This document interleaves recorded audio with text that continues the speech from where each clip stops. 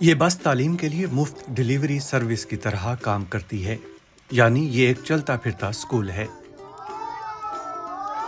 گزشتہ 2 برسوں سے فعال یہ اسکول ابتدائی تعلیم تک رسائی فراہم کرتا ہے۔ یہ بس اساتذہ اور سیکھنے کے مواد سے پوری طرح لیس ہے۔ اردو پڑھتی ہوں، 1 2 پڑھتی ہوں، ABC پڑھتی ہوں اور کلر نیم پڑھتی ہوں، حروف تہجی بھی پڑھتی ہوں اور 1 2 بھی لکھتی ہوں۔ بڑے ہو کے میں نے ٹیچر بنا اور یہ اسکول بھی اچھا لگا مجھے۔ پاکستان دنیا کا ایسا دوسرا ملک ہے جہاں سب سے زیادہ بچے اسکول سے باہر ہیں۔ اس جنوب ایشیائی ملک میں اسکول نہ جانے والے بچوں کی تعداد تقریباً 26 ملین بنتی ہے۔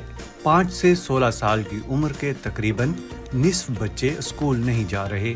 اس طرح دیہی علاقوں کی بچیاں خاص طور پر متاثر ہو رہی ہیں۔ سن 2023 میں وزیر اعظم شہباز شریف نے پری اسکول بچوں کے لیے اسکول آن ویلز منصوبے کا آغاز کیا تھا۔ ان بس اسکولوں کا نصاب ویسا ہی ہے جیسا باقاعدہ اسکولوں میں ہوتا ہے۔